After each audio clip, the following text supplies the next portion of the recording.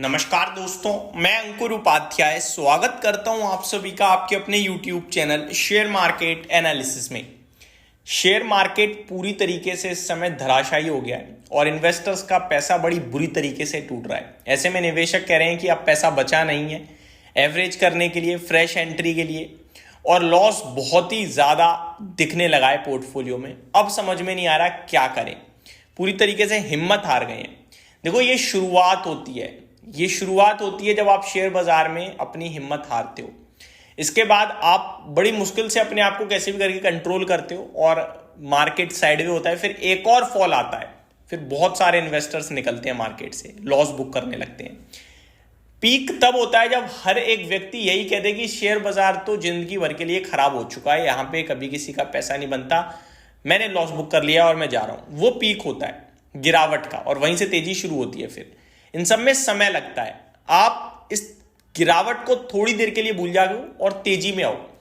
आपने देखा कि किस तरीके से जब तेजी चल रही थी तो मार्केट में हर एक व्यक्ति के जुबान पे सिर्फ एक ही शब्द था, ये तेजी कभी खत्म नहीं होगी, India is in big bull run. और जिस भाव पे इन्वेस्टर पैसा लगा रहा था, पैसा बना रहा था, कोई भी बाजार में आके पैसा इजीली बना रहा था। सिर्फ उसे डीमेट अकाउंट ओपन करना था, पैसा डालना था और शेयर खरीदना था, पैसा अपने आप बनने लगता था। गधा घोड़ा कचरा सब भागे और वहीं टॉप बनता है जहां पे सब भागने लगे, सब बुलिश हो जाएं। और ये सिचुएशन दोस्तों बड़ी लंबी खिंची, 19,000, 20,000, 21,000, 22,000, इलेक्शन, फिर 23, फिर 24, फिर 25, फिर 26। इनफैक्ट 25,000 से 26,000 जब निफ्टी जा रहा था ना, उस बीच में इन्वेस्टर्स को लॉस हो रहा था, लेकिन मार्केट ऊपर जा रहा था तो वो उतना दिक्कत नहीं ले रहे थे। बट उसके बाद जो फॉल शुरू हुआ, वहां से अभी तक रुकने थमने का नाम नहीं ले रहा।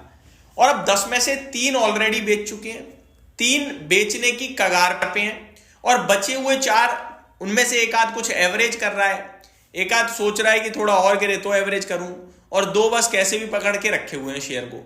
तो इनमें से अभी कुछ और छटनी होगी, अभी कुछ और लोग निकलेंगे। आपको सिर्फ और सिर्फ अब यहां पे अपना धैर्य दिखाना है, पेशेंस दिखाना है कि आपके अंदर कितना धैर्य है। ये नहीं बदलेगी सिचुएशन तुरंत, एक आध उछाल आएगा, रिकवरी आएगी, फिर गिरेगा। यही तो पेशेंस टेस्ट होगा।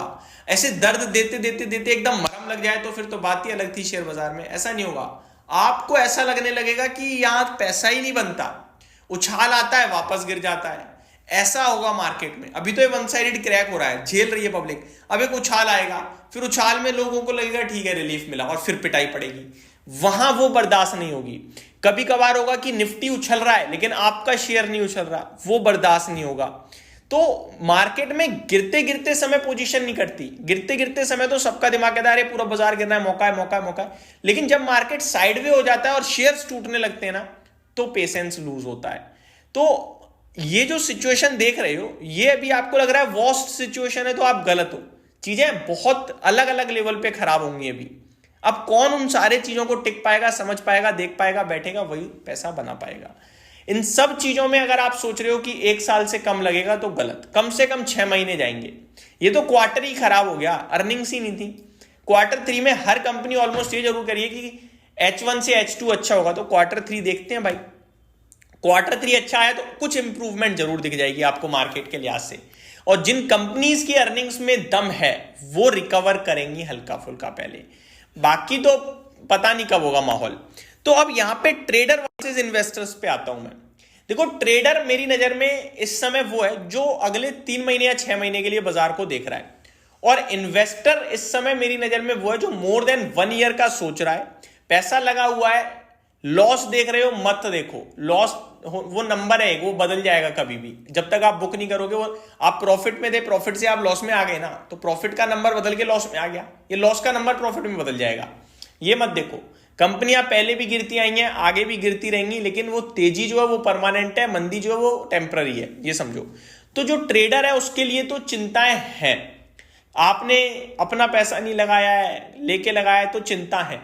आपको 3 महीने में पैसा चाहिए तो चिंता है।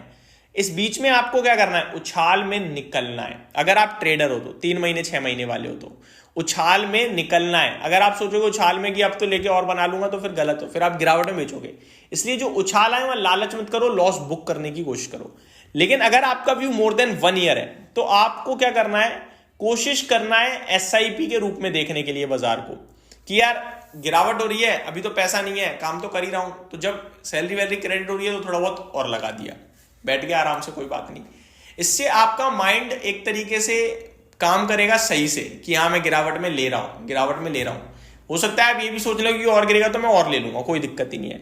जो चीज पहले मेरे को 8 रुपए पे अच्छी लग रही थी, अभी 7 पे मिल रही है, हो सकता है आगे 6 पे भी मिले, फिर 5 पे मिले, मैं हर भाव पे ले रहा हूं। 8 वाली 10 हो जाए ना तो आपका पैसा डबल हो गया, समझ लो, जो कि आपने गिरावट में भी ले लिया ना। और ये होता है शेयर बाजार में, डिप्स आपके पैसे को मल्टीप्लाई करने के लिए जानी जाती हैं, तेजी से, इंस्टेंट।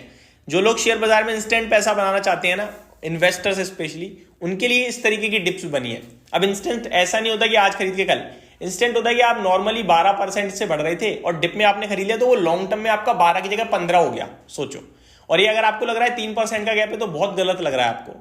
तो ये सारी चीजें आपको समझनी होंगी। जो पैसा आपका 4 साल में डबल हो रहा था ना, वो भी 2.5 साल या 3 साल में डबल होने के चांसेस बनते हैं। ये कंपाउंडिंग लॉन्ग टर्म में बड़ा इंपैक्ट डाल देती है। तो ये सारी चीजें आपको समझनी होंगी। तो आपको पहले डिसाइड करना है, मेरे को 3-6 महीने का बाजार में व्यू बनाना है या 1 साल से ज्यादा है। 1 साल से ज्यादा है तो सारी सिचुएशन खत्म हो जाएंगी और वापस आप ट्रैक पे चलोगे, अच्छा पैसा बनाओगे, इतना मैं कह सकता हूं। तो ये मेरी तरफ से अपडेट थी दोस्तों। होप आपको जानकारी पसंद आई होगी। Thank you so much for watching this video. Have a great day guys.